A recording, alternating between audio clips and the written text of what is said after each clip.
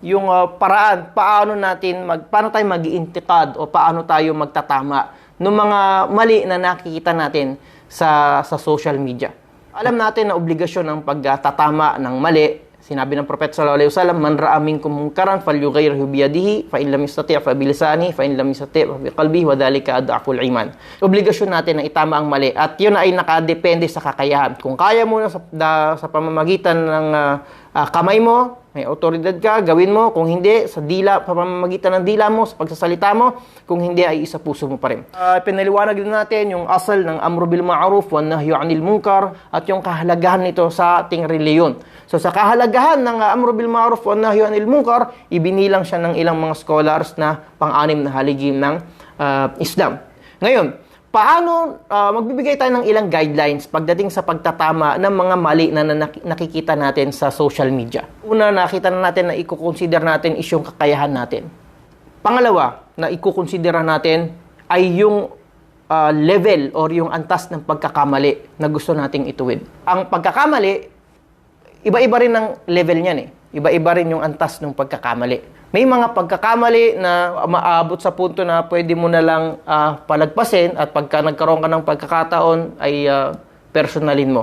At meron mga pagkakamali na umaabot sa punto na hindi ka pwedeng manahimik. Kailangan mo magsalita. At meron mga pagkakamali na kailangan mong bukod sa pagpapaliwanag at pagpapaunawa sa mga tao ng kamalian na yun, ay kinakailangan mong magbigay babala. Ito yung mga level or yung antas ng mga pagkakamali. Pangatlo na dapat natin i-considera ay yung tao na tatama natin kung saan nanggaling yung pagkakamali. So ito yung mga bagay na dapat natin i-considera pagdating sa pagtatama. Una, yung kakayahan natin para magtama.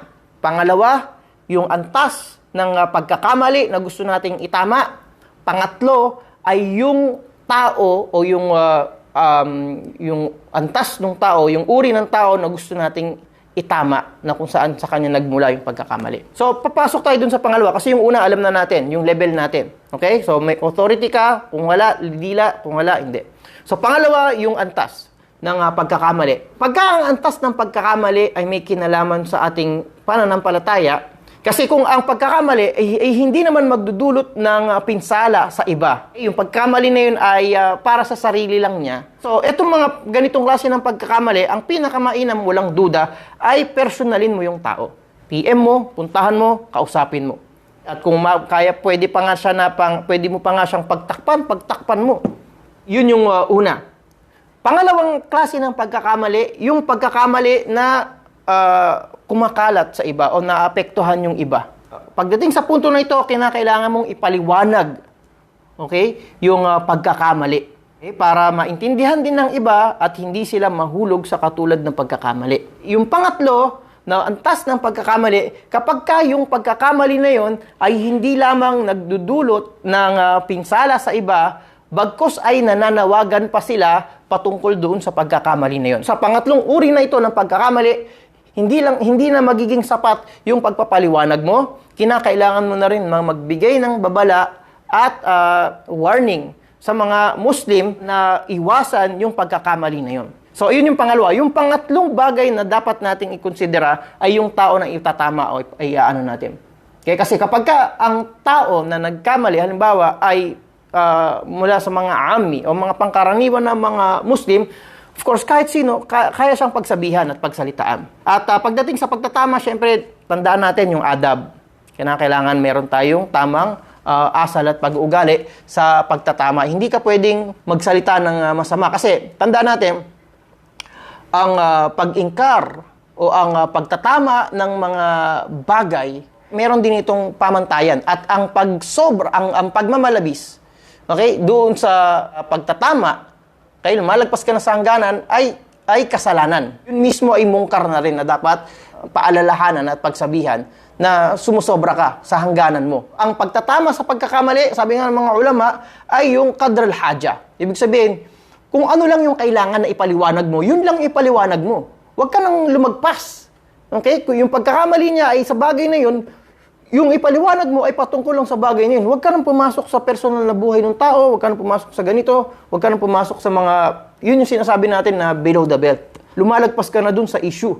nagsisimula ka ng magsalita ng hindi maganda at nagigiba ka na, so ang intention mo una is mag-ingkar, kumbaga magbabigay lang ng babala sa tao, pero ang totoo, ikaw, nahulog ka na sa sarili mong patibong. So, alamin mo rin yung limitasyon ng pagdating sa pagtatama dahil ang pagmamalabis sa bagay na ito ay mungkar sa sarili niya. Ang ghiba, sabi nga ng mga ulama, ay pinahihintulot kapag ka ikaw ay magtatama ng pagkakamali, pero yung pagtatama ng pagkakamali at yung sinasabi, kasi ang ghiba is dhikru ka akhaka bima yakrah.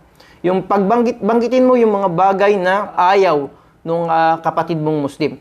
At merong tarkhis yung mga ulama natin. Kaya pagdating sa mga ligaw na mga katuruan. Kaya sabi nila hindi yung papasok sa ghiba, pero ganun pa man, hindi ka pa rin pwedeng lumagpas dun sa hangganan o limitasyon. Kasi ano yung sinasabi natin na hangganan o limitasyon? Yung sinasabing riba doon ay yung babanggitin mo sa mga tao, halimbawa, yung mga maaib o yung mga, kumbaga, mga bagay na magpapaliwanag sa tao ng kaligawan o nung dahilan nung pagkaligaw ng tao. Tulad halimbawa, nung may bagay na may kinalaman sa pag-aaral niya, magpapatunay na hindi siya sapat para sa bagay na yon, ito ay hindi papasok sa riba. Pero yung uungkatin mo na yung iba pa mga personal na bagay patungkol sa kanya, hindi na yun pwede. Although pinahintulot yung riba, lumalagpas ka na rin dun sa hangganan. Ito, kaya nga napaka-importante din ng ikhlas pagdating sa pagtatama. Kasi kung titingnan natin yung sitwasyon, dalawang tao ang nahuhulog sa kasalanan. Una, yung nagtatanggol, okay? At dahil sa sobrang pagmamahal niya dun sa pinagtatanggol niya, nakakapagsalita na siya ng mga hindi tama. Pangalawa, yung nagtatama, meron din ibang dahilan, okay? Kung bakit niya ginagawa yun, sabihin natin, may mga personal na issue siya dun sa mga itinatama niya. Nakikita natin na madalas sila yung nahuhulog dun sa maling paraan ng pagtatama dahil nawala na rin yung ikhlas. Pagka ang tao, ikhlas sa pagtatama niya, mananatili siya doon sa hangganan. Mananatili siya doon sa hangganan ng pagtatama at hindi siya magsasalita ng di maganda. Ngayon, kapag itong dalawang tao na ito nagtagpo at nag-usap patungkol doon sa subject, tungkol doon sa sheikh na yun, o tungkol doon sa ustaz na yun, o tungkol doon sa dua na yun, ano nangyari? Ito, nakikita natin. Kagulo. Kaya nga sabi ng Sheikh Islam Ibn Taymiyyah, dalayuan mo yung dalawang tao, sahibul hawa at yung man fatanathu dunya. Okay, yung sahibul hawa, yung tao na nagsasalita salita na wala sa katwiran. Okay, nagsasalita na lang dala nung kanyang emosyon, yung ego niya. Okay, sabi ng mga ulama, layuan mo yun, wag ka sumama diyan kasi mahuhulog ka sa pagkakamali. Yung pangalawa, man fatanathu dunya. Yung mga tao na kuha sila o nakain sila ng sistema ng makamundong bagay. So, sa mga issues na ito na nakikita natin, huwag tayong mahulog dun sa dalawa. Okay, yung nabulag ng sobrang paghanga at pagmamahal, at yung pangalawa, nabulag ng galit at kamuhi o hindi niya dahil sa personal na mga issue at dahilan. So, nasan tayo dapat? Yun nga, ang hanap natin, ang concern natin is yung katotohanan, ang concern natin is kung nasaan yung haq. Sa atin.